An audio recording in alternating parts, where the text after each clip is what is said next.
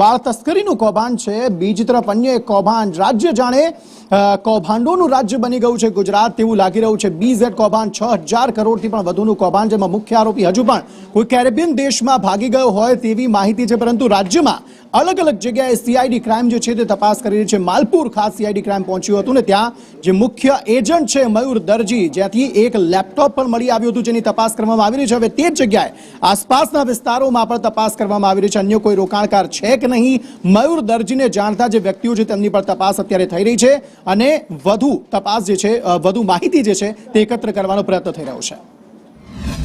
કૌભાંડી ભૂપેન્દ્ર ઝાલાના કારનામા બહાર પડ્યા પછી દરરોજ એક ને એક નવા એપિસોડ બહાર પડતા જાય છે।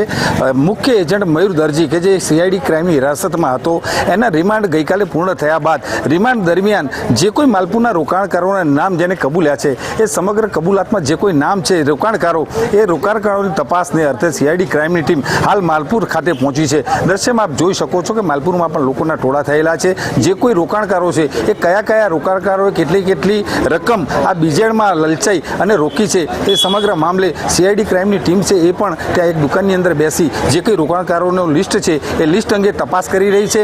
એગ્રીમેન્ટ જે કોઈ કરેલા છે એ તમામ એગ્રીમેન્ટની ઝેરોક્સ કરી અને એ બાબતે તપાસ હાથ ધરેલી છે। ત્યારે આ તપાસને લઈ અને સમગ્ર અરવલ્લી જિલ્લાના ખાસ કરીને માલપુર ને મોડાસામાં ખળભળાટ મચી જવા પામ્યો છે। શૈલેષ પંડ્યા, સંદેશ ન્યૂઝ, અરવલ્લી।